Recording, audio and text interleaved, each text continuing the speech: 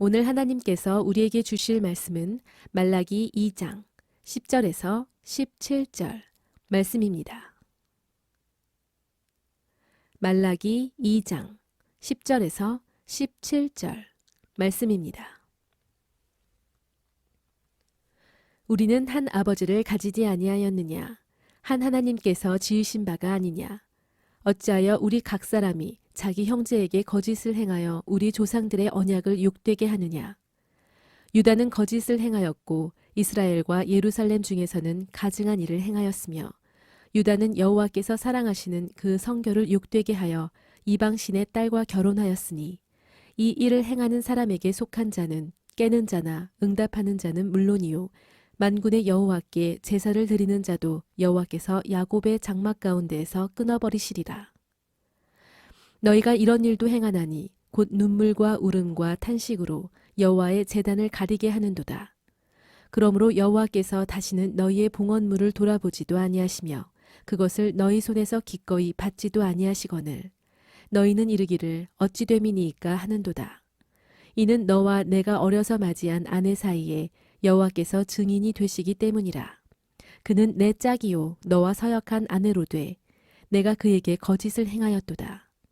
그에게는 영이 충만하였으나 오직 하나를 만들지 아니하셨느냐? 어찌하여 하나만 만드셨느냐? 이는 경건한 자손을 얻고자 하심이라. 그러므로 내 심령을 삼가 지켜 어려서 맞이한 아내에게 거짓을 행하지 말지니라. 이스라엘의 하나님 여호와가 이르노니 나는 이혼하는 것과 옷으로 학대를 가리는 자를 미워하노라. 만군의 여호와의 말이니라. 그러므로 너희 심령을 삼가 지켜 거짓을 행하지 말지니라. 너희가 말로 여호와를 괴롭게 하고도 이르기를 우리가 어떻게 여호와를 괴롭혀드렸나이까 하는도다. 이는 너희가 말하기를 모든 악을 행하는 자는 여호와의 눈에 좋게 보이며 그에게 기쁨이 된다 하며 또 말하기를 정의의 하나님이 어디 계시냐 함이니라. 아멘. 저는 오늘 여러분들과 함께 참된 가치라고 하는 제목으로 함께 말씀을 생각해 보도록 하겠습니다. 우리가 어떤 물건을 샀을 때 그 물건의 가치가 얼마나 나갈까? 얼마나 값이 있을까? 이렇게 생각해 보고 있듯이 하나님께서 우리 신앙생활 하는 가운데에서 믿는 자들에게 얼마만큼의 사람의 가치를 두고 있을까? 무엇이 가장 소중한 가치가 있는 것일까를 생각해 보는 것은 매우 중요한 것이라고 생각합니다. 1980년도에 그 일리노이 대학 해부학 교수인 할리 먼센이라고 하는 분이 사람을 한번 분석을 해봤는데 화학적 분석을 해보니까 사람의 칼슘이 2.25kg, 인이 500g, 칼륨이 252g, 나트륨이 168g, 마그네슘과 철, 동 이런 것들이 우리가 가지고 있는 것이라는 겁니다. 화학적으로 분석을 해보니까 이것을 값으로 따져보니까요 얼마나 나갈까 하고 봤더니 89센트더래요. 그러니까 1불이 안 돼. 여러분이 얼마짜리냐? 1,000원도 안 돼. 우리 인생을 화학적으로 분석해보면 1,000원의 가치도 안 나간다는 거예요. 또 이것을 공업 제품으로 한번 값을 환산해 봤답니다. 사람의 몸에 있는 철분을 공업 제품으로 만들어 보니까 못 1개가 나오고 마그네슘이 설사약 1봉다리, 지방으로 비누 7장, 탄소로 연필심 2,000개, 인으로 성냥개비 2,200개. 그래서 이게 얼마나 나갈까 하고 공업 제품으로 환산해 보니까 조금 값이 나갔어요. 5만 원. 그러니까 우리 사람의 값을 이렇게 매겨보면, 우리 가치를 따져보면 화학적으로 볼 때는 89센트, 그리고 공업 제품으로 이렇게 환산을 해보면 약 5만 원. 그렇게 싸구려이면서도 잘났다고는 혼자 다 소리 지르고 앉아있는 게 우리 사람이 아닌가 이렇게 생각을 해요. 그러나 여러분, 우리가 이렇게 그 어떤 가공품으로 만들었을 때라든지 화학적으로 볼 때는 값이 그 정도밖에 안 되겠지만은 우리의 영혼이라고 하는 것은 영원하기 때문에 그 값을 매길 때는 하나님은 천하보다 귀한 존재라고 우리를 말하고 있지요. 그러니까 사랑하는 여러분, 우리는 어떤 물질로 봤을 때는 가치가 없을지 모르지만 영혼의 관점에서 보면 엄청난 존재라고 하는 것을 말해주고 있습니다. 그런데 우리가 이런 귀한 존재의 가치로 우리를 만들어 놨는데 그 안에 과연 하나님이 창조하는 가운데서 만들어 놓은 것이 뭐냐라고 하면 오늘 본문의 내용은 이거예요. 가정 그리고 교회라는 거예요. 하나님께서 우리가 이 세상에 살아갈 때 가장 소중하게 만든 것이 뭐냐 그러면은 가정이라는 거예요.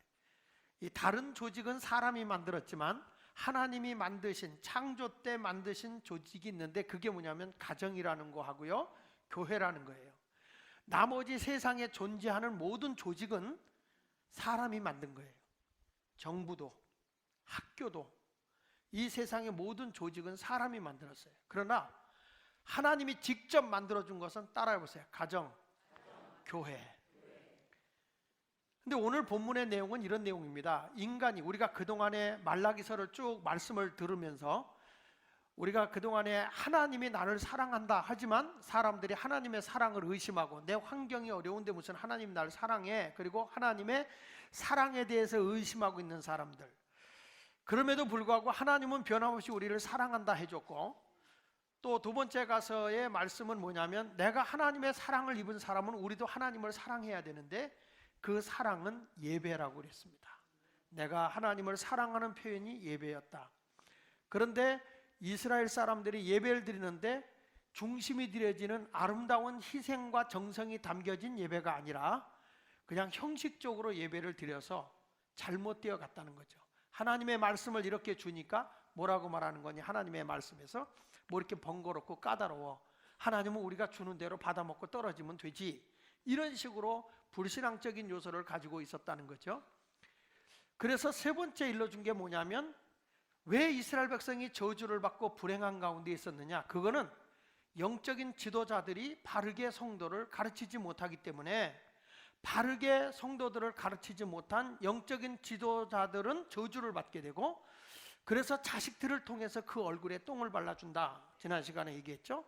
그뿐 아니라 성도들은 잘못 배웠기 때문에 말씀대로 바로 살지 않으니까 불행하게도 목사만, 이 영적인 지도자만 저주받는 게 아니라 성도들은 알지도 못하면서 저주를 받고 있다는 거예요. 자, 이렇게 종교의 타락이, 하나님의 말씀으로 바르게 양육받지 못하는 것이 결국에는 제사장도 불행이고 성도의 삶도 불행이라는 거예요. 오늘 내용은 그렇게 교회가 타락했을 때 어떤 증거가 오냐면 하나님 주신 가치를 세상이 잃어버리게 된다는 거예요. 그 세상을 잃어버리게 되면 어떻게 되느냐 하면 도덕적으로, 윤리적으로 세상이 부패되어져 가게 되고 가정이 파괴되게 되고, 그리고 하나님의 성전에서의 예배가 다 가증된 예배가 되어버리기 때문에 교회가 부패되고 타락하게 되고, 결국에 가정이 파괴되고 교회가 부패되어지고 세상 사회가 타락하다 보면 국가까지 멸망하게 된다 하는 내용이 오늘 본문의 내용이에요. 그러니까 여러분, 우리가 모든 근본이 교회를 중심으로 해서 하나님의 말씀이 바로 세워져야 되고, 그 바로 세워져서 어디가 굳게 세워져야 되냐면 내가 살고 있는 가정이 건강하게 세워져야 된다라고 하는 것입니다. 이런 내용이 있죠. 가시고기라는 고기가 있는데 이 가시고기는 암컷이 알을 까놓으면 수컷이 그곳에 가서 이제 서로가 만날 수 있도록 하기 위해서 수컷이 거기다가 정액을 뿌려요. 그걸 뿌려놓으면 이제 그것이 다시 부화가 돼야 되는데, 그 부화가 되기까지 다른 생선이 와서 그 알을 먹어치우지 못하게 하기 위해서 암컷이 알을 까놓은 것을 수컷이 계속 지켜요. 그곳에다가 계속 작은 물고기지만 계속 산소를, 물방울을 계속 이렇게 해서 산소를 공급해주고, 그리고 다른 적들이 와서 그 알을 먹으려면 막 공격해서 쫓아내요. 언제까지 그 일을 하냐면 이 자리를 떠나지 않고 이 수컷이 그 알이 부화가 되어서 새끼가 나서 그 둥지를 떠날 때까지 이 가시고기는 계속 지켜주다가 나중에 가서는 이 새끼들이 부화가 돼서 떠나가게 될 때에 수컷은 기진맥진해서 죽는 거예요. 그게 가시고기예요. 그러니까 이 가시고기가 가르쳐 주는 게 뭐냐면 수컷, 그러니까 아버지의 모습을 보여주고 있는 거예요. 부성을 보여주는 거고요. 그 다음에 우렁이 있죠, 여러분. 우렁이 아시죠? 몰라도 아는 척 하세요. 이 우렁이, 이 민물에서 자라는 우렁이, 소라같이 생겼지만 우렁인데, 그 우렁이는 알을 어디다 까냐면 자기 몸에다 알을 깐다는 것입니다. 그러면 이 우렁이가 거기서 알이 부화하면서 그 속에 뭘 먹고 사냐면 어미의 살을 파먹는다는 거예요. 그의 어미의 살을 다 파먹고 결국에 이 우렁이가 바깥으로 나올 때가 되면 어미는 살 하나도 남지 않고 껍데기만 남아 있어서 물에 둥둥 떠내려간다는 거죠.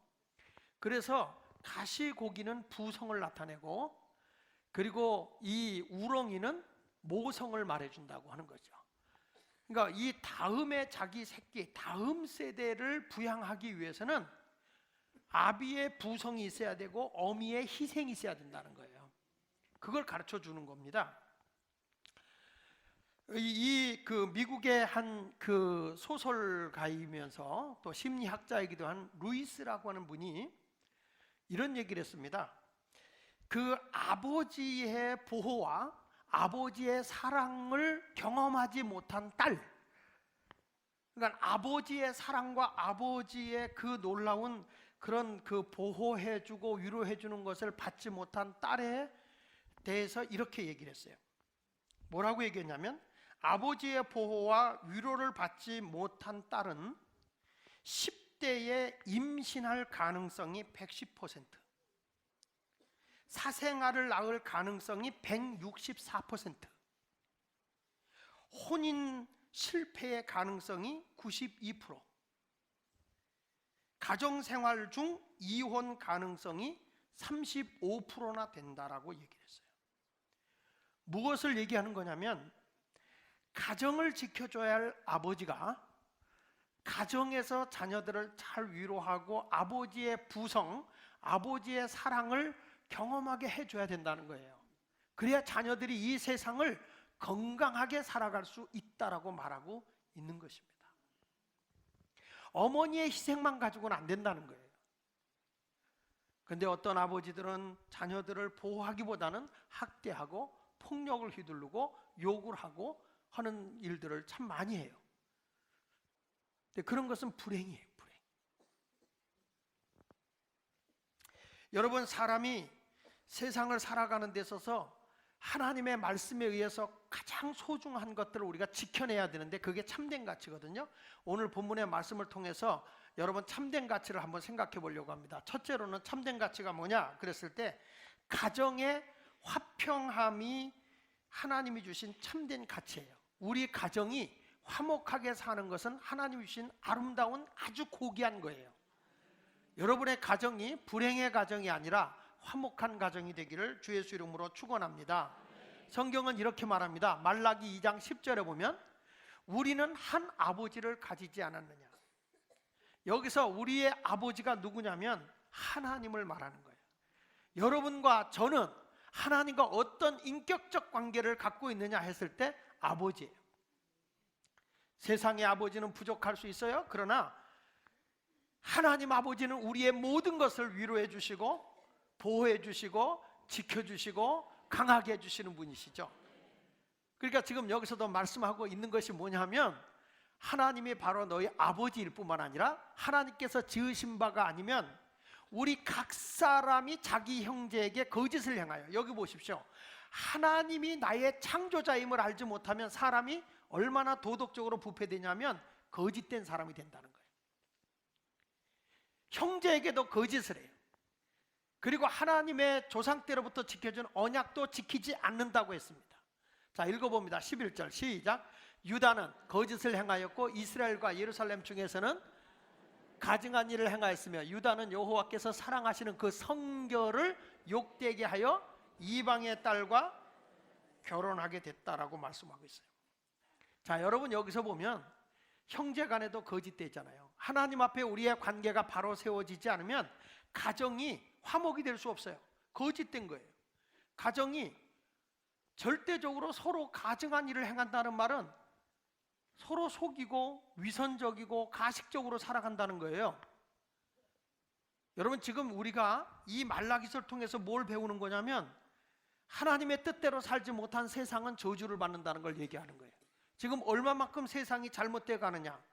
그러니까 교회가 바로 서는 것이 가정이 세워지는 거고, 교회가 진리 안에 바로 서면 성도들의 삶이 바르게 되는 거예요. 근데 그것이 잘못됐을 때 이스라엘 나라가 지금 다 저주받아서 가정이 다 붕괴되고 있다는 거예요. 그러니까 사람들이 가정에서 서로 형제간에 거짓되고 가증된 일을 행하고 이런 일들을 행하고 있으니 얼마나 안타까워요. 여러분, 가정이라고 하는데 부부가 만나는 것도 우리가 인간적으로 만나는 게 아니라 우리 하나님을 믿는 사람이 기도해서 우리가 같이 만났잖아요. 우리의 만남은 절대 우연이 아니에요. 성경에 봅시다. 마가복음 10장 6절로 보면은 창조 때부터 사람을 남자와 여자로 지으셨으니 그랬어요. 자, 같이 읽어봅니다. 7절 시작. 이러므로 사람이 그 부모를 떠나서 그 둘이 한 몸이 될지니라. 이러한즉 이제 둘이 아니여 한 몸이니. 다 같이. 그러므로 하나님이 짝지어 주신 것을 사람이 나누지 못한다. 우리 부부의 만남이 우리의 노력이 아니라 하나님이 짝지어 줬다는 거예요. 제가 결혼 주례할 때마다 즐겨 쓰는 말이 뭐냐면, 사람의 선택에는 두 가지가 있는데 하나는 운명적 선택이 있어요. 한번 따라해 봅시다. 운명적 선택. 운명적 선택은 내 선택권이 없어요. 태어나 보니까 우리 엄마요, 우리 아버지요. 태어나 보니까 내가 만나는 사람은 다 한국 사람이야. 이거는 운명적인 거예요. 그런데 선택적 만남이라는 것은 내가 만난 거예요. 내가. 자, 옆에 지금 아내하고 남편하고 같이 만난 건 누가 선택한 거예요? 내가 선택한 거예요. 어느 날 갑자기 텔레파시가 팍 튀면서 나 자기 좋아, 나도 너 좋아, 우리 결혼할래? 좋아. 그래서 만난 거예요. 그러니까 이 선택은 누가 하냐면 내가 한 거예요. 내가 다른 남자, 다른 여자 다 포기하고 당신만을 위해서 내가 살겠어. 그리고 모든 걸 다 포기하고 두 사람의 만남이 이루어졌는데, 우리가 믿음 안에서 만난다고 하는 것이 뭐냐면 하나님이 짝을 지어준다는 거예요. 나보다 나를 더 잘 아는 사람이 있는데 그분이 누구냐라고 했을 때 하나님이세요. 위대한 중매장이가 누구냐? 하나님이 중매장이라는 거죠. 믿음 안에서 만나면 그렇게 만나는 거예요. 과거에 보면 부모님들이 중매를 섰어요. 요즘엔 다 연애에서 만나잖아요. 근데 옛날에 보면은 부모님들이 잘 이렇게 여자를 데려다 놓고 같이 살아 이렇게 얘기하거든요. 저희 아버님도 동네에 좋아하는 여자가 있었대요. 그런데 어느 날 우리 할아버지가 저기 그 속초 쪽에 가셔서 이제 우리 아버지가 배 타고 다니면서 배로다가 짐을 나르고 이런 일을 하셨었는데, 거기 동네 한 어른이 저희 아버님 보고 그러더래요. 우리 딸을 시집 보내야 됐는데 이 신랑감이 없어서. 그러니까 우리 아버님이 저를 닮아서인데 성질이 좀 급해요. 그래요? 그럼 내 배에다 태워. 그랬어요. 그래가지고 우리 어머니를 배에 태우고 와가지고 살아. 그래서 산 거예요. 우리 어머니는 결혼식도 못 올리고 일생을 사신 거죠. 근데 우리 아버님이 하시는 말씀이 늘 가서 그 여인을 본 거예요. 거기 갈 때마다 이 여처녀를 봤는데, 그 할아버지가 보니까 우리 아버지 성격에 참 맞더래요. 우리 아버지가 장씨거든요. 우리 아버지가 장씨예요. 근데 우리 아버님이 장씨인데 장씨 성질이 가랑잎에 휘발유란 말이에요. 급하단 말이에요. 그러니까 우리 어머니는 어떤 사람을 요구했냐면 좀 차분한 성격을 요구한 거예요. 그러니까 어른들이 우리 아들에게는 어떤 아이가 맞겠다는 걸 알잖아요. 그래가지고 그걸 딱 데려다 준 거예요. 데려다 주고 나서 처음엔 싫어했지만 어쩔 수 없이 우리 아버지가 3년을 같이 잠자리를 안 했대요. 가라고. 근데 갈 수가 없어요. 집은 강원도죠. 우리 할아버지가 사는 데는 섬이에요. 자월도라고 섬이야. 근데 섬에서는 나갈 수가 없어요. 거기가 어딘지 알고 가겠어요. 배로 다 싣고 왔는데. 그러니까 운명적으로 갇혀 있는 거예요. 그러니까 가만히 보니까 우리 아버지도 이제 더 이상 어떻게 올 수가 없는 거야. 3년이 돼도 안 가니까 할 수 없다. 그래서 깊고 깊은 밤에 이제 같이 살게 된 거고 저희들을 낳게 된 거죠. 근데 지금까지 와서 제가 봤을 때 우리 아버님이 막 성질을 막 부리고 막 그래도 우리 어머니는 아무 화를 내지 않아요. 막 아버지가 불이라면 우리 어머니는 물이요. 누가 이기겠어요? 물이 이겨요. 막 화를 막 내면 우리 어머니는 물이야. 웃어요 그냥. 또 시작했네. 이렇게. 그러면 우리 아버지가 그래요. 아이고 또 시작했다. 또 시작했어. 그게 웃는 게 웃는 거겠어요? 그러니까 싸움이 안 돼. 평생도록 싸움이 안 돼. 그래서 내가 그게 깨달은 게, 부모님이 그 여자를 잘 보잖아요. 우리 아들에게 맞는 성격을 이렇게 잘 갖다 주잖아요. 어른들이. 요즘엔 너무 자기들이 선택을 하다 보니까 잘 고르기도 하지만 잘도 가르쳐. 그러니까 이런 것들이 그 미처 배려를 못해서 그런 거죠. 그런데 나보다 나를 더 잘 알고 나의 모든 것을 아시는 분이 누구냐면 하나님이세요. 근데 그 하나님이 우리를 만나게 해줬다는 거예요. 이제 이런 만남이 이루어졌을 때는 행복한 삶이 돼야죠. 그래서 하나님이 짝을 지어준 것은 사람이 나누어서는 안 된다. 이것이 가정입니다. 그러니까 이런 아름다운 가정을 가지고 있는 여기에 보십시오. 창세기 5장 2절에도 보니까 이렇게 말씀하잖아요. 같이 읽어볼까요? 시작. 남자와 여자를 창조하셨고 그들이 창조되던 날에 하나님이 남자와 여자를 만드시고는 그들에게 뭘 줬어요? 복을 주시고 그들의 이름을 뭐라고 그랬어요?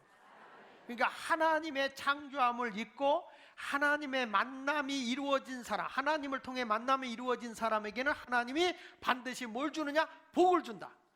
그것이 뭐냐? 사람이요. 그러니까 사람은 복을 받아야 돼. 우리 부모님들도 그러죠? 자식들이 속을 새기면 야 인간아 사람이 되라, 인간이 되라 이런 말 하지요. 얼마나 속이 터지면 인간이 되라고 그러겠어요. 그 전에 드라마 같은 데도 보니까 그 드라마인가요? 코미디인가요? 막 뭐라고 하다가 짐승 이러잖아요. 사람이 야만적이니까. 근데 오늘 성경의 말씀은 하나님의 말씀대로 살아가는 사람이 어떤 사람이 되어야 되느냐? 이렇게 하나님의 뜻대로 살아가는 가정이 될 때 그 가정이 복이 임하게 되는 것을 분명히 믿습니다.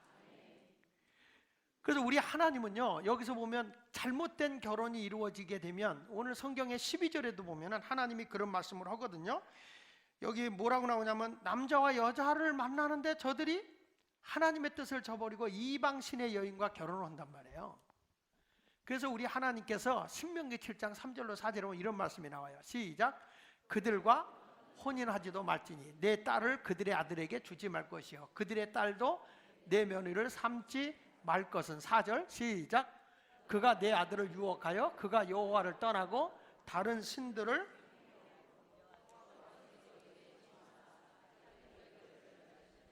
여기 보면 그러니까 이스라엘 백성을 택했을 때 다른 여인들과 결혼하지 말라는 거예요. 하나님을 섬기지 않는 다른 여인들과 결혼하지 마라. 왜냐? 그들이 이방신을 섬길 것 같다. 오늘 말라기 조금 위로 넘겨서 다시 한번 보면 2장 11절에도 이런 말씀이 나오잖아요. 말라기 2장 11절에 보면 유다는 여호와께서 사랑하시는 그 성전을 욕되게 하여 이방신의 딸들과 결혼하였으니 이렇게 말한다고요. 오늘 본문에 보면 이방신의 딸들과 결혼했다. 자, 여기 보면요, 이방인과 결혼했다고 그러질 않고요, 이방신의 딸들과 결혼했다는 거예요. 우리는 이것을 오해해가지고 그렇다면 우리가 믿지 않는 사람하고 결혼하는 것은 잘못된 걸까? 물론 성경에는 이방에 믿지 않는 자들과 결혼하는 것에 대해서 이렇게 말하죠. 그들과 아까 신명기 여기 7장 3절에 말한 것처럼 그들과 혼인하지도 말지니 이렇게 말해요. 근데 중요한 것이 뭐냐면 이 이스라엘 백성이 애굽에서 나올 때 그냥 다 자기들만 나온 게 아니라 다른 족속, 이방 족속들과 같이 나왔어요. 여럿이 섞여서 그걸 잡족이라고 그러거든요. 출애굽기 12장 38절에 있는 말씀에 보면요, 거기서 수많은 잡족과 이렇게 말해요. 수많은 잡족과 양과 소와 심이 많은 가축이 그들과 함께 하였다 그랬어요. 우리 한번 이렇게 의문을 해봐야 돼요. 목사님, 그러면 우리 예수 안 믿는 사람과 믿는 사람이 만나서는 안 되는 걸까? 요? 어떨까요?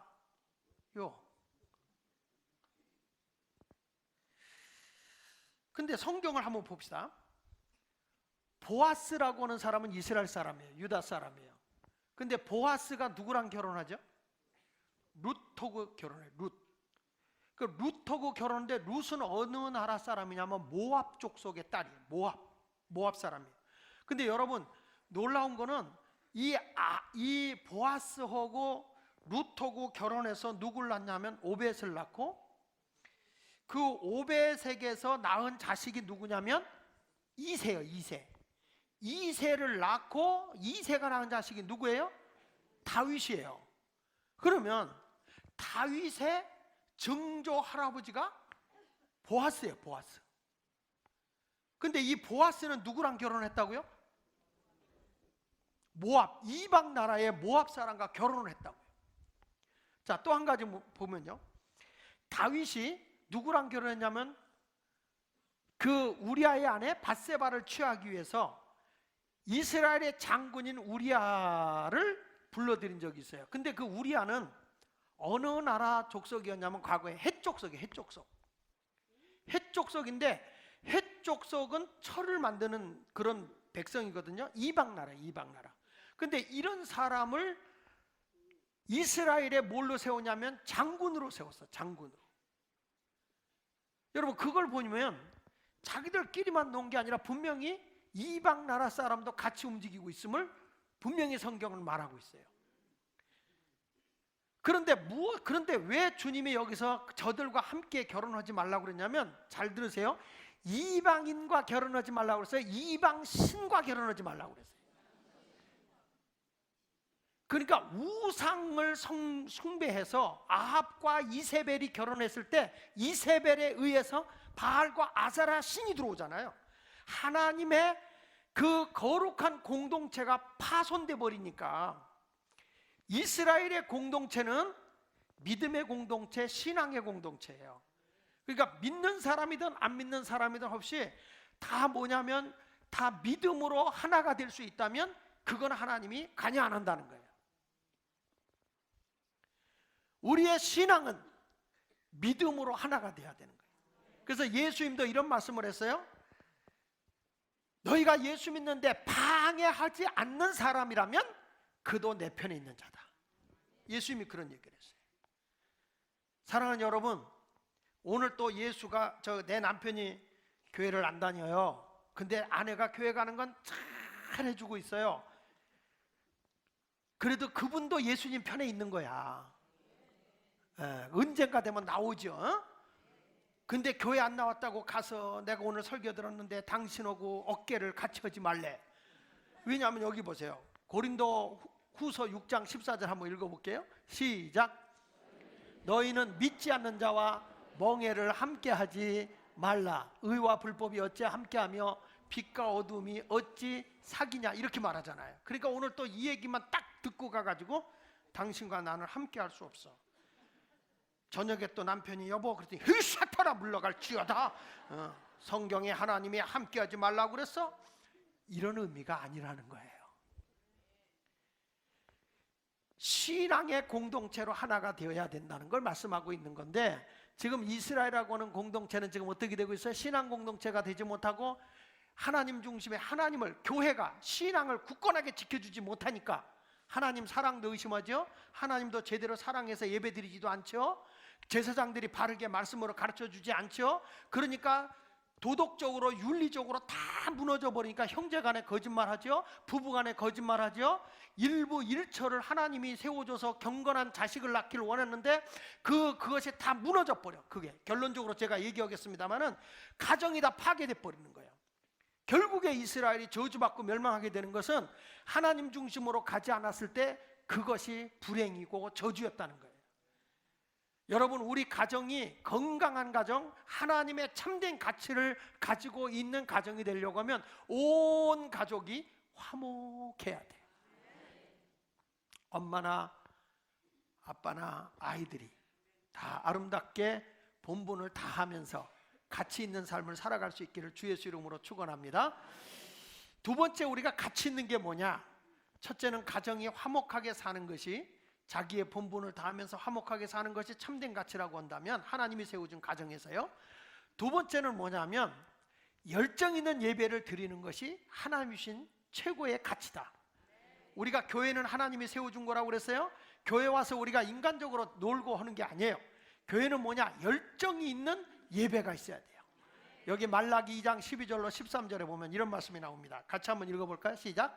이 일을 행하는 사람에게 속한 자는 깨는 자나 응답하는 자는 물론이요 만군의 여호와께 제사를 드리는 자도 여호와께서 야곱의 장막 가운데서 끊어버리시리라. 하나님의 장막에서 끊어버린다. 뭐 하는 자도 제사 드리는 자, 예배 드리는 자도. 어떤 예배요? 형식만 가지고 있지 열정이 없는 거예요. 이런 교회는 하나님이 멸하는 거예요. 그러니까 결국에 어떤 일이냐? 어려움이 생기고 슬픈 일이 생기고 가정은 파괴되고 막, 그러니까 눈물로 세월을 보는 거예요. 그래서 13절에 이런 말을 해요. 같이 읽어볼게요. 시작. 너희가 이런 일도 행하나니 곧 눈물과 울음과 탄식으로 여호와의 제단을, 가정이 어렵고 힘든 일이니까 교회 와서 날마다 우는 거예요. 그러니까 이런 교회는 눈물로다가 다 가리고 있잖아요. 자, 보세요. 그러므로 여호와께서 다시는 너희의 봉헌물을 돌아보지도 아니하며 하나님께 드린 거 받지도 않는다는 거예요. 너희 손에 기꺼이 받지도 않는다. 우리가 이 세상을 살아갈 때도 성공하려면요, 내가 하는 일에 가슴이 뛰는 게 있어야 돼요. 여러분을 살아가는데 내 가슴을 뛰게 하는 게 뭐 있나요? 뭔가 정말 그 일에 대해서 열정을 갖고 막 안 하고는 못 견디겠다는 이런 일사각오에 내 가슴을 뛰게 하는 일들이 있어야 된다는 거예요. 20세기 최고의 기타리스트로 불려지고 있는 지미 핸드릭스라고 하는 사람이 있어요. 이 지미 핸드릭스라고 하는 사람은 27살에 죽었어요. 근데 이 사람은요, 기타를 치는데요, 제가 어젯밤에도 이 사람의 그 기타 연주하는 걸 제가 들어봤어요. 와, 완전히 미쳤어. 기타에 미쳤어. 기타를 치는데 이 사람이 기타 치면 그 사람의 기타 치는 대로 전부 다 그냥 다 빨려 들어가요. 나중에는 기타를 치다가 손으로 치는 게 아니라 기타를 입에 물고 이루다 쳐. 이루다 물어 뜯어. 그리고 기타를 막 목 뒤로 돌리고 막 하고, 어느 때는 기타를요 불질러 가지고 발에 막 밟고 이러면서 하는데 완전 퍼포먼스의 달인이야. 그러니까 이 사람이 기타 연주를 하면 거기 있는 모든 관중이 전부 다 아주 뒤집어져. 여러분, 그 사람이 무엇이 그렇게 했느냐? 그분은 이런 말을 했어요. 가슴에 끓어오르는 열정 때문이다 그랬어요. 그 사람은. 나는 이 기타 연주를 하나 한다고 그래도 내 가슴에 끓어오는 이 열정을 내가 주체하지 못하고 이 시간이 내게 마지막이라는 걸 가지고 모든 걸 거기다 다 쓸어 부었다는 거예요. 그랬을 때 사람을 다 끌어오는 열정이 있었다는 거예요. 사람이 성공하는 데는 열정이 있어야 되는 거예요. 이분이 어느 정도 열정이 있었냐면, 저 좀 보세요. 예배도 열정이 있어야 된다니까. 멍청하게 앉아있는 게 아니에요. 졸고 있는 게 아니라고. 이분은요, 얼마나 열정이 있냐면 악수를 해도 왼손으로 했다는 거예요. 이 사람은. 왜 그러냐? 심장이 가까운 데로 악수를 해야 사람이 뜨거움을 느낀다는 거예요. 사람이 뭔가 어떤 일을 이루는 사람은요, 뭔가 다른 게 있는 거예요. 마지못해서 일 시키는 사람, 그냥 억지로 끌려다니는 사람, 이런 사람을 저는 뭐라고 얘기하는지 아세요? 좀비요, 좀비. 시체만 겨우 그 의식 없이 움직이는 거예요. 어떤 일을 해도 그 일에 내가 생사를 걸고 열정을 쏟고 하는 사람은 그 일을 반드시 이룰 수 있게 돼 있어요. 여러분, 천지창조와 그리고 최후의 만찬을 그린 누구예요? 미켈란젤로의 그림을 그린 사람 아닙니까? 근데 이 미켈란젤로가 이런 말을 했어요. 뭐라고 하냐면, 나는 지극히 평범한 사람이다. 내가 지금 경지에 이르기까지 얼마나 열심히 일하고 노력했는지 사람들이 안다면 내가 그렇게 위대해 보이지는 않을 것이다. 나는 천재가 아니다. 그러면서 그분이 아주 뼈 있는 말을 했어요. 한번 따라해 봅시다. 나는 생각만 해도 가슴이 뛰는 일을 멈추지 않고 끝까지 했을 뿐이다. 이 사람은 무슨 얘기냐면, 생각만 해도 가슴이 뛰는 것, 그 일을 자기는 멈추지 않고 끝까지 해보니까 이런 그림이 나오더라는 거예요. 열정이죠, 열정. 얼마나 그림을 위해 열정을 가지고 있었냐면, 이 사람이 어느 그림을 딱 그린다 그럴 때는 옷을 입고요, 막 그러다 너무 피곤하면 입은 채로 잠깐 자고 또 그림을 그리고 신발도 벗지 않았대요. 나중에는 너무 신발을 안 벗으니까 발이 띵띵 부어서 신발이 벗겨지질 않는다는 거예요. 그 정도로 그림을 한번 그리면 미치게 그렸다는 거예요. 미치게. 그러니까 그런 사람이 뭔가 이루어내는 거예요. 여러분, 교회도 어떤 교회가 돼야 되느냐? 적당하게 있는 교회가 아니에요. 우리 예배가 열정이 있어야 되고 살아 움직이는 그런 모습의 교회가 돼야지, 요즘에는 교회 와서 막 예배가 지루하고 앉아서 졸고 앉았고 뭔가 사모하는 열정이 없는 거야. 그러니까 지금 말라기서에 나와 있을 그때와 똑같은 거죠. 여러분이 성공하길 원한다면 정말로 가슴 뛰게 일하시기를 바랍니다. 우리나라에 유명한 발레리나 누가 있죠? 강수진이. 이 강수진이요, 이 사람이 저렇게 이쁘지만 왼쪽 발 좀 보세요. 저 발이 얼마나 발레나 연습을 했냐면, 저게 굳은 살이잖아요. 저 발가락, 저게 팔이에요, 저게? 예? 발레리나가 하고 가면서 이걸 하기 위해서 얼마나 연습하냐면, 그 공연이 없을 때는 자기가 하루에 6시 반에 일어나서 저녁 6시 반이 연습이 끝나는 시간이래요. 그리고 공연이 있을 때는 6시 반에 시작해서 밤 11시에 연습이 끝난대요.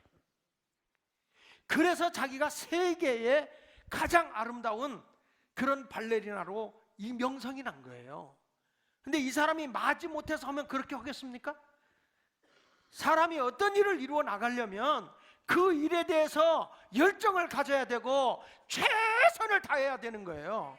교회에 무슨 일을 한다, 정말 혼백이 살아서 안 하고는 못 결질 정도로 열정을 가지고 움직여져야 그 일이 이루어지는 겁니다. 우리 예수마을교회가 하나님의 부흥을 이루고 여러분이 하나님의 역사를 이루려고 하면 그냥 가만히 앉아있는 게 아니라 나부터 뭔가 달라져야 되겠다 하고는 그런 모습의 자세를 가진다면 여러분의 인생도 달라지고 교회도 달라지게 될 것을 저는 분명히 믿습니다. 저는 여러분들이 형식적인 예배가 아니라 하나님의 말씀을 사모하고 그 말씀을 듣고 아멘도 하고 교회가 열정이 있으면 부흥되지 말래도 부흥이 되게 돼 있어요. 그런데 이 유다 백성들이 하나님 앞에 예배드리는데 어떤 식으로 제사를 드립니까? 희생 있는 예배를 드립니까? 아니에요. 하나님이 안식일마다 12덩어리 떡을 드리나 그랬더니 흉년 들었다고 먹을 것도 없다 그러고 마른 떡 드리는 거예요. 말라기 1장 7절에 보니까 뭐라고, 너희가 더러운 떡을 나의 제단에 드리고도 말하기를 우리가 어떻게 주를 더럽게 하였나이까 하는도다. 이는 너희가 여호와의 식탁은 경멸이 여길 것이다. 레위기 24장 5절로 9절에 보면 안식일마다 새로운 뜨끈뜨끈한 떡을 넣어야 되는데 저들이 흉년 들었다고 해서 넣었던 거 뺐다 도로 넣고 넣었던 거 뺐다 그 도로 넣는 것처럼 날마다 예배가 그날로 그날 하나도 변함이 없어. 내 자신이 하나님께 헌신되어지고 하나님께 드려지는 모습이 있어야 되는데 예배 시간만 잠깐 왔다가 도망가듯이 예배드리는 자가 아니라 하나님께 내 시간도 드리고 몸도 드리고 물질도 드리고 뭔가 열정이 움직여서 정말 꿈틀대듯이 이런 열정이 있어야 된다는 거예요. 할렐루야. 교회에 무슨 일 있으면 이거 내가 해야지 자원해서 좀 해보고 그러면 얼마나 좋아. 이번에도 내년도에 금년에 새롭게 조직 편성하면서 뭐 합시다 이렇게 움직였을 때 대부분의 남자들이 전부 다, 대부분이 아니라 거의 다 스포츠 마을에 들어가 있어요. 그래서 스포츠 마을은 없애기로 했어요. 스포츠 마을은 없고 그냥 그건 동아리로 모이고 마을은 다른 마을로 바꾸기로 했어요.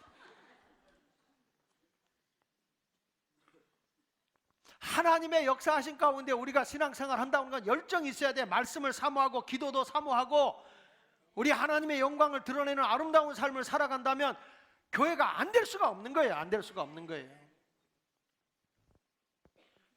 여러분, 예배는 헌신이 있어야 되고 희생이 있어야 돼. 제사라고 하는 뜻은 지난번에도 말씀했지만 제사라는 뜻은 예배, 희생, 부담 이런 뜻을 가지고 있는 거예요.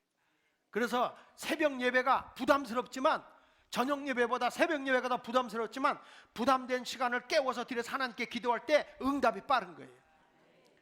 내가 하나님 앞에 헌금을 해요. 1,000원을 드려. 부담이 돼 안 돼요? 이거 뭐 헌금 얘기면 얼굴이 대답도 안 하고 영하 28도 떨어져요. 1,000원이 부담이 돼 안 돼요? 안 되죠. 그건 헌금이 아닌 거예요. 내가 이거 뭐 또 할 수 있네. 부담을 느끼면서 드리는 거, 이거 하나님이 기뻐하는 거예요. 내가 자식을 위해서 비싼 거 사줘도 부담이 안 돼요. 왜? 돈보다 자식을 더 사랑하니까. 제 말이 틀렸어요? 사랑하는 사람을 위해 돈 쓰는 게 아까워요? 혹시 남편이 부담스러워요? 버려 그거 빨리. 자식이 부담스러워요? 안 부담스럽죠? 저도 제 아내가 다 가져가요. 그래도 나는 부담이 안 돼요. 내가 돈 달라 그러면은 꼬치꼬치 물지만 난 안 물어. 그냥 있어만 줘도 감사하니까. 전부 다 남자들은 그냥 벌어다 열심히 갖다 주고 뭐 하나 탔으려면 얼마나 고통의 멍에를 매는지 말이야. 그래도 사랑하는 사람이 부담이 되지 않는 거예요. 내가 하나님을 위해서 드린 거 왜 부담이 되고 그런 것 때문에 시험이 됩니까? 열정 있는 사람은 하나님이 다 받아서 좋아하게 해 주시는 거예요. 그래서 성경에 이스라엘 백성은 하나님께 부담되는 걸 싫어하는 거예요. 8절에 보니까 이렇게 말하잖아요. 만군의 여호와가 이르노라, 너희가 눈먼 희생제물을 바치는 것이 어찌 악하지 않냐면 저는 것 병든 걸 드는 것이 어찌 악하지 않냐. 하나님께 흠이 없는 걸 드려야 되는데 그냥 병 들고 눈 멀고 병든 거 이런 거 갖다 드려놓고 하나님 내가 주님 드립니다. 주께 드리네, 주께 드리네. 아이고, 드리고도 얻어 터져. 드리고도. 자, 여러분, 오늘 본문의 말씀을 보면서 가정이 무너지죠. 교회가 지금 아름답게 진실된 예배가 아니죠. 초대교 여기 유대교회가 그러니까 다 부패된 거예요. 자, 이런 결과로 와진 게 뭔지 아세요? 가정에 보니까 남자들이 자꾸 거지에 아내를 속여요. 가지고 일부 일처가 막 무너지기 시작합니다. 성경을 한번 보면요, 말라기 2장 14절부터 보겠습니다. 거기 보면 시작. 너희가 이르기를 어찌 됨이니까 하는도다. 이는 너와 내가 어려서 맞이한 아내 사이에 여호와께서 증인이 되시기 때문이다. 여기 성경에 보니까 아내를 맞이했잖아요, 어려서. 그러면 끝까지 그 아내를 맞이해야 되는데 그는 내 짝이여 너와 서약한 이로되 내가 그에게 거짓을 행한다는 거예요. 여러분 보세요. 이번에 눈이 많이 와서 제주도 비행기가 못 떴어요. 그렇죠? 그래가지고 공항에서 막 사람들이 대기하고 있는 게 카메라로 막 찍혔잖아요. 그때 자기 남편이 출장 간다고 하는데 제주도에 어떤 여자가 있는 거예요. 그게 걸렸어요. 뉴스에 다 나오더라고. 그래가지고 이혼한다. 이게 다 뭐냐면 거짓이야, 거짓. 자기 아내를 속이는 거예요. 자, 보세요. 13절에도 15절에도 보니까 이런 말씀이 나와요. 그에게는 영이 충만하였으나 오직 하나를 만들지 아니하였느냐.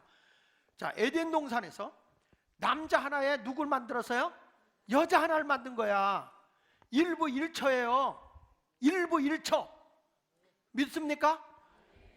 절대 일부 다처가 아니에요. 자, 여기 성경 다시 한번 읽어보세요. 시작. 그에게는 영이 충만하여서 오직 하나를 만들지 않냐. 어찌하여 하나만 만드셨느냐? 이는 경건한 자손을, 가정이 일부 일처 다정하게 나야 그 자식들이 경건한 자식이 되는 거예요. 그런데 여기 보십시오. 그러므로 내 심령을 삼가 지켜서 어려서 맞이한 아내에게 뭘 하지 말라고? 그러니까 남자들 바람 피지 말란 말이야. 지금 하나 얻은 여자가 제일 귀한 거예요. 여러분 어때요? 어쩔 수 없이 우리가 재혼을 하는 경우도 있잖아요. 재혼을 했을 때 남편의 자식과 아내의 자식이 같이 만나서 살 때 얼마나 힘듭니까? 굉장히 힘든 거예요, 이런 것들. 그러니까 우리 보면 하나님께서는 뭐냐면 일부 일처를 원하는 건 뭐냐면 자식들이 탈선하지 않고 잘 되기 위해서, 주 안에서 바르게 되기 위해서는 경건의 길을 걸어가야 되는 거예요. 아멘. 그러니까 부모님이 경건하고 깨끗한 삶을 살지 않으면 자식을 낳을 때도 그 자식에 또 문제가 생긴단 말이야. 그러니까 이런 걸 알면서 하나님이 일부 일처를 준 거는 뭐라고요? 경건을 위해서. 근데 요즘에 너무 남편을 속이고 아내를 속이는 여자들이 너무 많아. 저는 부흥회를 다니는데 큰 교회 가면 그래도 좋은 숙박을 잡아주니까, 호텔 같은 데 잡아주니까, 그런 데는 그런 게 없어요. 그런데 지방 같은 데 집에 가면 자기가 숙소가 모텔이에요. 그 모텔을 가면 엘리베이터도 조그매요. 그럼 이제 제가 타죠. 성경 찬송 듣고 이렇게 타요. 타면은 거기 남녀가 탑니다. 중년층이에요, 중년층. 중년층인데 내가 아무리 봐도 정상적인 중년은 아니에요. 부부는요 절대 얼굴도 맞대고 손도 안 잡아요. 빨리 와 빨리 와 그러고 가요. 근데 이게요, 둘이 저기 한 사람은 꼭 얼굴 마주보고 손 잡고 이래요. 그러면 제가 이게 좁으니까 이렇게 딱 벽에 기대고 성경 찬송을 이렇게 보여줘요. 보여주면서 이렇게 보고 있어요. 그러면 저하고 눈을 마주치는 인간이 하나도 없어. 전부 다.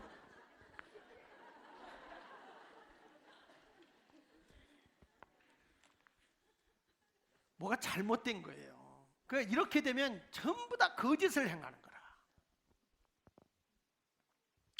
이렇게 되면 여러분 어떤 결과가 오는지 아세요? 거기 15절에 보니까 아내를 거짓을 행하지 말라고 한 거예요. 남자들 아셨죠? 다시 남자분들 절대 바람 피지 마. 그 여인이 제일 좋은 거예요. 여자들 바람 들지 마세요. 세상에 가장 바람 들면 쓸모없는 게 여자예요. 무도 바람 들면 못 쓰지만 그래도 남자는 바람이 들어도 고무신이 왼쪽 오른쪽이 다르기 때문에 때가 되면 자기 짝이 누군지 알고 돌아와요. 자기 부인한테, 조강지처한테 와요. 근데 여자는 이 고무신이 분명하지가 않아. 이게 오른쪽 왼쪽이 분명하지 않아서 한번 바람 피고 나가면 절대 안 와. 바람난 여자가 본 남편한테 온다? 거의 없어. 거의 없어. 왜냐하면 자기 짝을 못 찾아. 고무신이 그래서. 그러니까 남편들이 막 아내 찾는 거예요. 아무개 아빠 우리가 기다리고 있어요. 아무리 잘못해, 아무개 엄마 애들과 내가 기다리고 있어요. 뭐가 잘못했어도 내가 다 용서할 테니 돌아와. 이런 광고가 나와요. 근데 여러분 남자 찾는 광고 나와? 안 나와요. 아무개 아빠 애들과 내가 기다리고 있어. 바람 폈어도 용서할 테니 돌아와. 이런 거 없어요. 왜? 내부도도 겨들어와.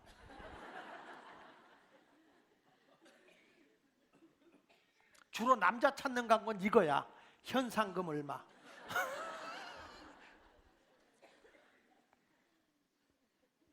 자, 그래서 이런 일이 생기니까 가정이 파괴되잖아요. 그러니까 우리 하나님 이렇게 말하는 거야. 말라기 2장 16절에 보니까 이렇게 말씀하네요. 시작.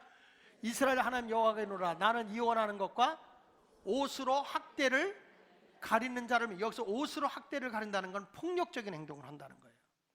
사람을 학대하고 때리고 하는 이런 옷이라는 것은 이제 행위를 의미하는 거니까요. 이런 것을 하나님 미워한다. 그래서 만군의 여호와가 그러므로 너희 심령을 삼가 지켜 뭘 행하지 말라고? 거짓을 행하지 말라는 거예요. 하나님은요, 우리 믿는 주 안에서 사는 사람이 힘들어도 이혼은 좋아하는 게 아니에요. 물론 이혼은 어쩔 수 없이 하는 분들 많이 있지만 이혼을 해도 후회하고, 그래서 우리가 믿음 안에서 하나가 돼야 되는 거예요. 믿음 안에서.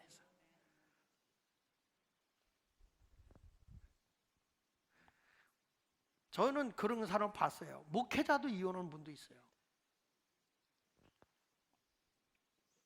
초창기 때 우리 교회도 그런 분이 있어요. 그런데 목회 나왔던데 처음에 와서 믿음도 없는데 여자가 좀 얼굴이 이뻤거든.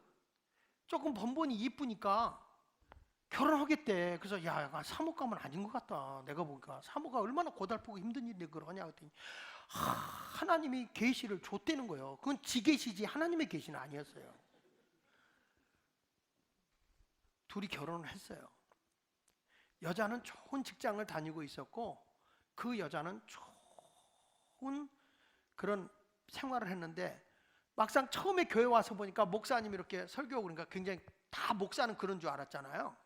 근데 막상 교회를 딱 개척한다 생각해 보니까 끔찍한 거예요 이게. 그래가지고서 이혼을 합니다. 내가 누구라 그러면 다 알 거예요. 성이 이씨예요. 이씨. 초창기에 있던 분은 다 알아. 그리고 결국에 헤어졌죠. 그리고 다시 재혼했어요. 근데 이해가 안 되는 게 목회가 일어나지를 못해요. 30년이 지났는데도 늘 저 변두리에 빠져서 그 사람이 굉장히 신실하고 좋아요. 근데 그 목사가 잘못한 건 아니야. 그 여자가 나 이건 아니라는 거죠. 신앙이 없는 사람이니까. 저는 여러분에게 말씀하고 싶어요. 믿음으로 하나 되는 가정. 그러면서 교회에서는 예배가 살아 움직이는 영적인 예배가 꿈틀대는 교회. 그래서 이런 진리가 지켜지면 반드시 여러분이 하나님의 복을 받게 될 줄 믿습니다. 이것이 어디서 이루어지느냐? 출애굽기 3장 1절부터 읽어보면 6절까지 보면 앞으로 이런 게 부패되고 저주되고 다 폐허가 되다시피 한 가정이 붕괴되고 도덕과 윤리가 망가진 이 세상을 구원하기 위해서 하나님이 메시아 예수 그리스도를 내가 보내야 되겠다. 그래서 예수님은 이 세상에 어떤 분으로 오느냐? 구원의 하나님 빛으로 세상에 오시는 것입니다. 그렇습니다. 여러분의 가정이 빛이 되고 여러분의 삶이 승리의 삶을 살기 원한다면 바로 메시아 대신 예수 그리스도를 나의 구주로 믿고 생활한다면 여러분의 인생은 달라질 것입니다. 자, 오늘 본문의 말씀까지 우리가 보면 하나님의 사랑 의심했고 하나님을 제대로 사랑할 줄 몰랐고 지도자들의 가르침이 온전하지 못함으로 인해서 저주를 받아서 가정이 붕괴되고 교회가 붕괴되어지는 이런 모습 속에서 우리 하나님은 다시금 회복시키기를 원하고 있어요. 어느 안에서? 예수 그리스도 안에서. 여러분의 가정이 예수를 잘 믿어서 온 가족이 건강하게 세워지길 바라고 하나님의 영적인 복, 돈이 많다고 꼭 복은 아니에요. 영적인 복 그리고 행복의 복이 넘쳐나시기를 주 예수 이름으로 축원합니다. 기도하겠습니다.